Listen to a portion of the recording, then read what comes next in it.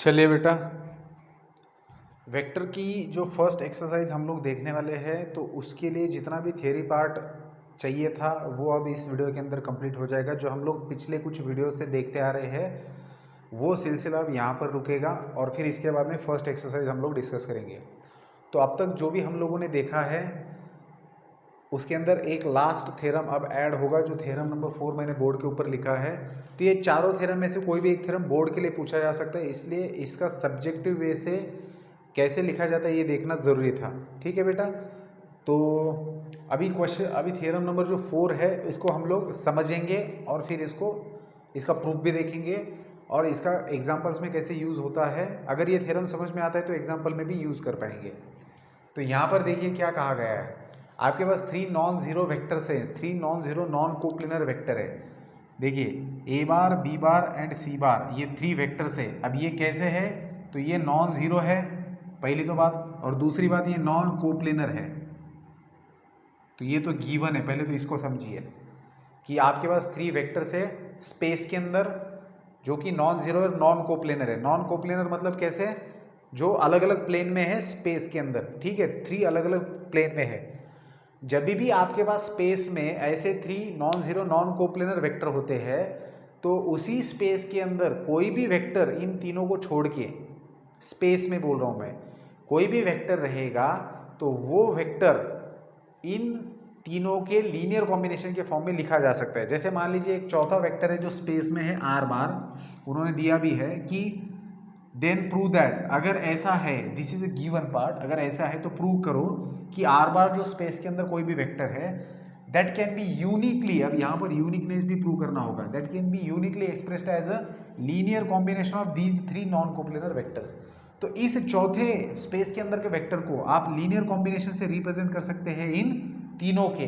अब linear combination का मतलब क्या है, x a bar plus y b bar plus z c bar, where x Y z are constant, non zero constant, not all zero simultaneously.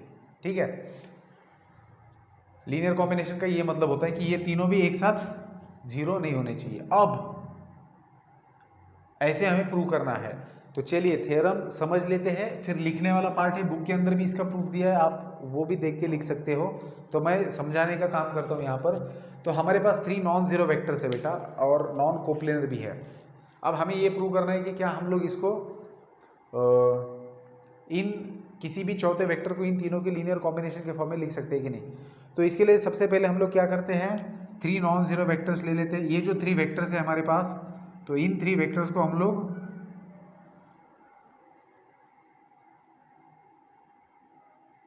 ये आपका ओ ए है, ये ओ बी है एंड ये ओ सी है।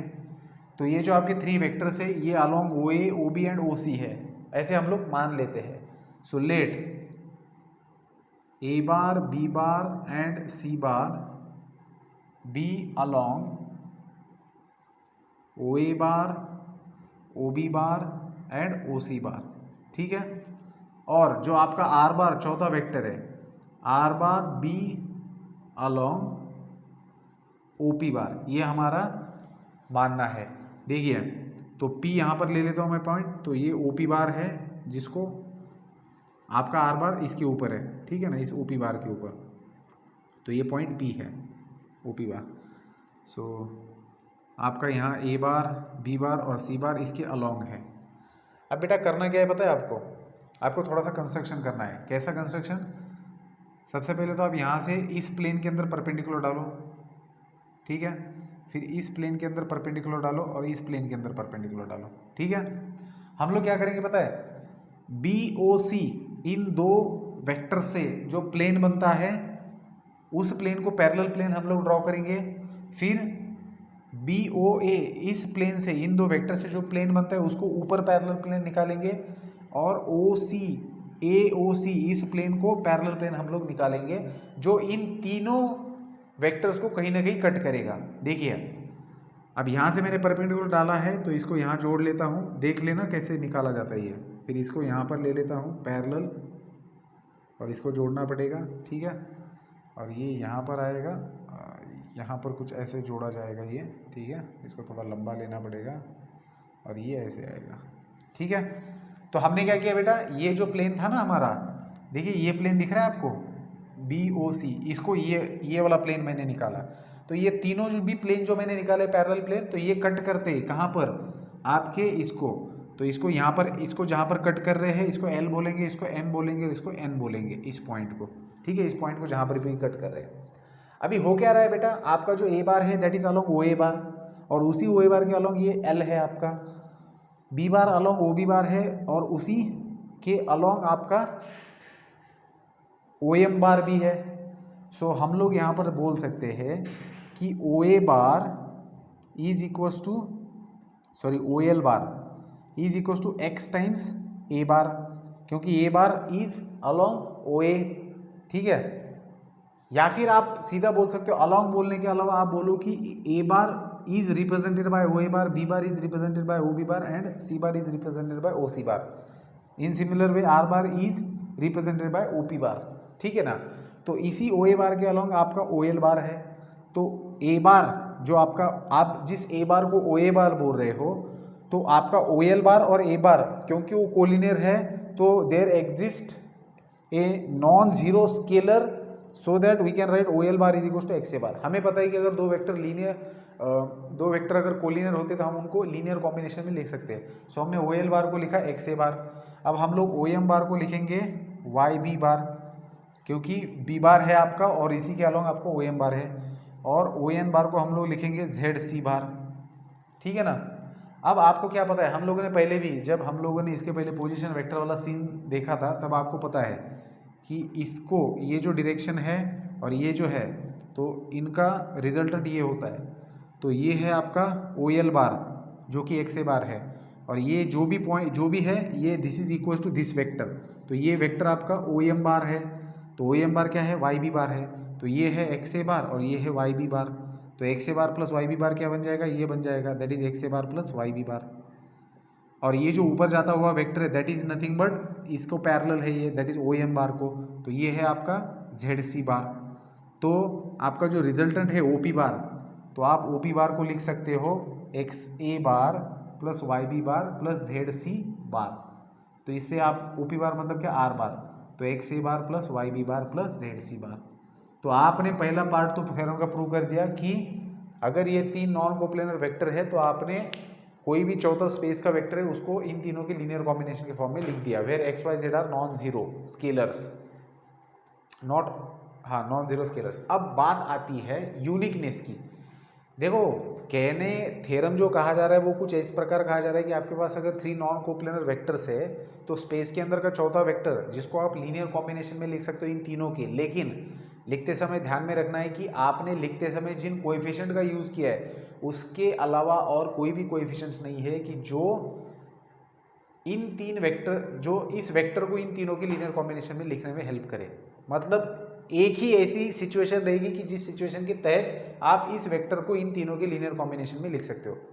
तो एक्स वाई जेड की value जो है वो यूनिक रहेंगी, ऐसा नहीं कि इनकी जगह कोई और वैल्यू ले ली फिर भी आप आर बार को इनके लीनियर कॉम्बिनेशन में लिख पा रहे हो, इस बात को समझना है। तो ये यूनिकनेस प्रूव करने के लिए हम हर बार की तरह क्या करेंगे कि let suppose are bar is nothing but, हम कोई और कोएफिशिएंट लेते हैं एक्स, मतलब हम लोग सपोजिशन कर रहे हैं कि हम आर बार को लीनियर कॉम्बिनेशन में लिख रहे हैं ए बार बी बार सी बार के by taking another coefficients. So x1 a bar, y1 b bar and z1 c bar हमने लिखा है यहाँ पर, ठीक है।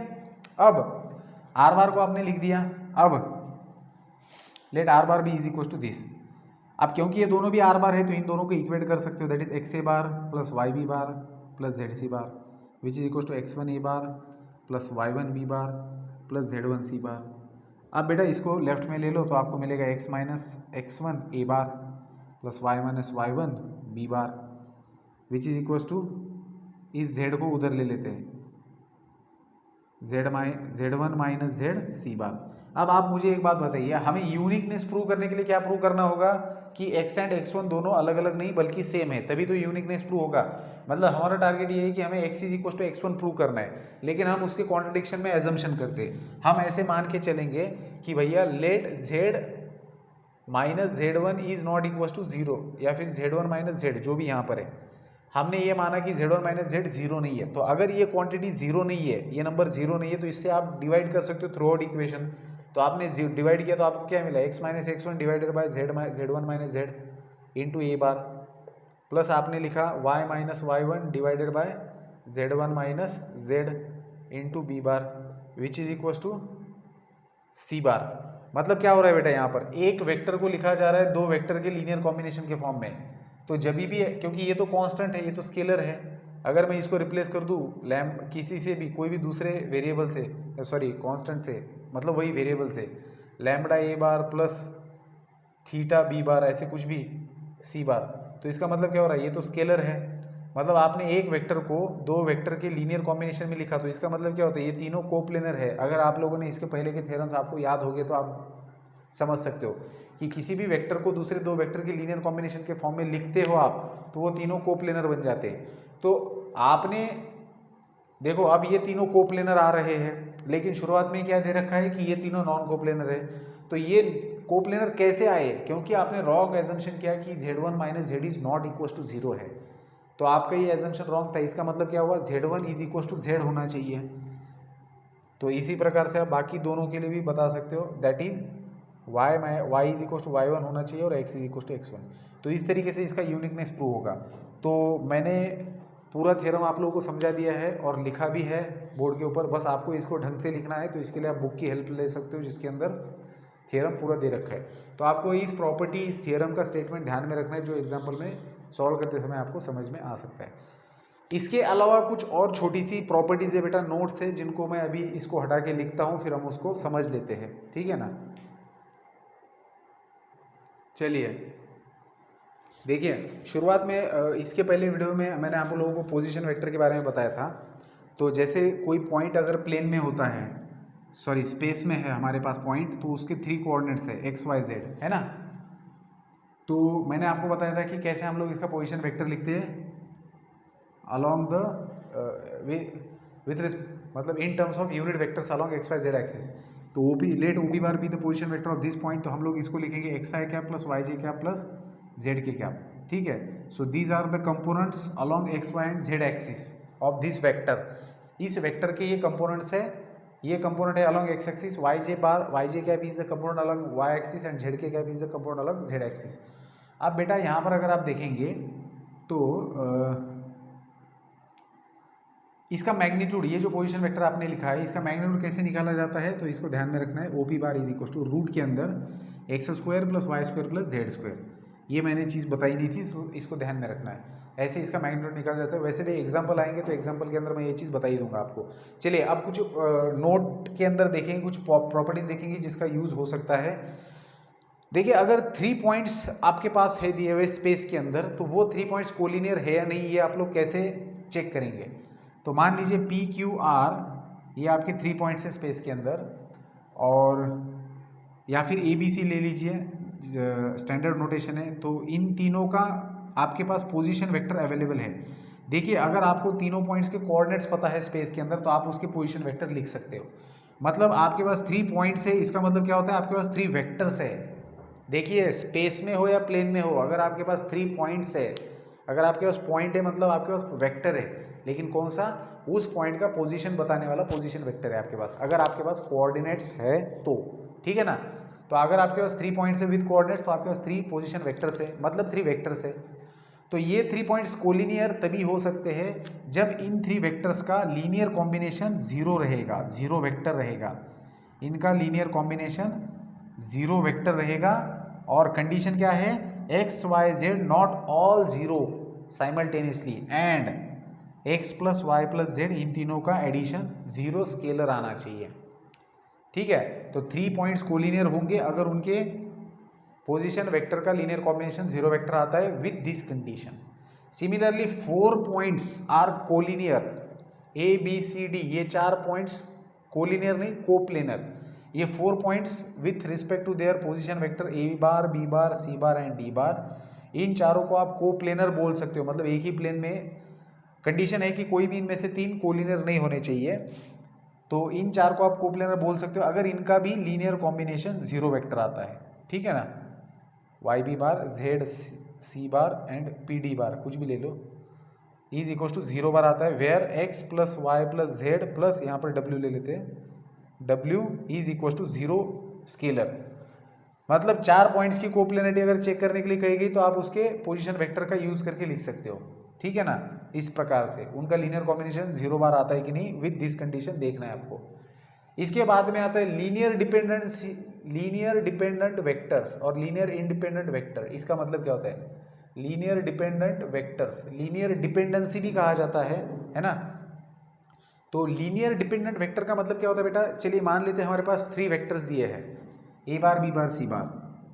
तो ये 3 वेक्टर जो है ये लीनियरली डिपेंडेंट है या नहीं, ये कैसे समझा जाएगा? तो अगर इनका लीनियर कॉम्बिनेशन 0 बार आता है विदाउट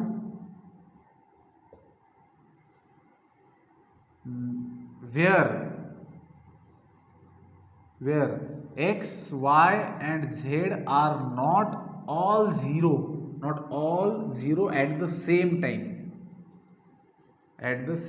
अगर सिंपल बात समझिए, कोई भी जितने भी वेक्टर्स दिए हुए उनको लीनियरली डिपेंडेंट वेक्टर कब कहा जाता है? कि linearly dependent and linearly independent, ये दो चीजें देख रहे हैं हम लोग, ठीक है ना। एक सेकेंड,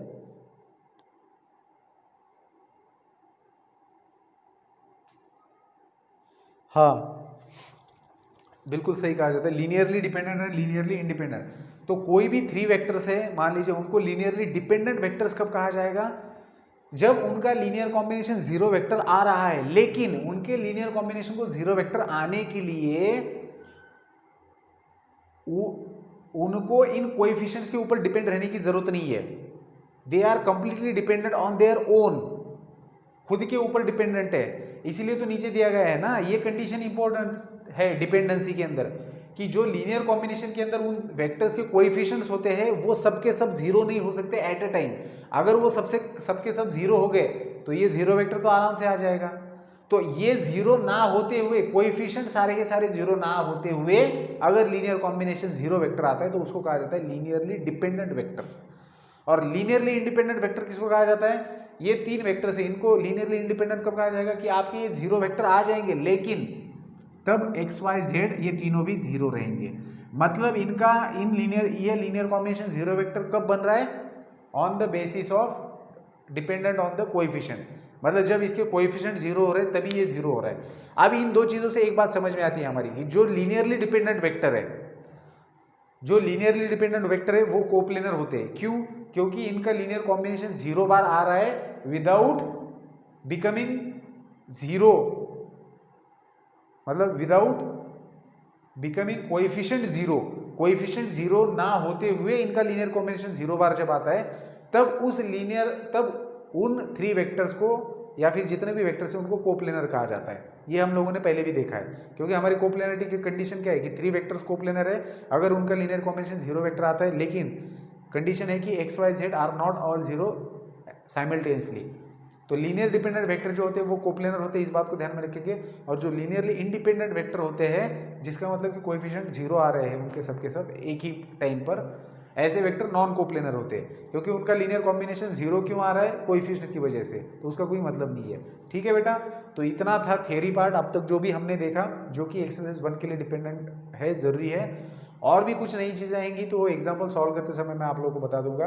तो मिलते हैं नेक्स्ट वीडियो में, हम लोग सीखेंगे, डिस्कस करेंगे एक्सरसाइज जो भी है, फर्स्ट एक्सरसाइज, जो भी टॉपिक का नाम है, एक्सरसाइज 5.1 देखेंगे। ठीक है, तो गुड डे, मिलेंगे नेक्स्ट वीडियो में।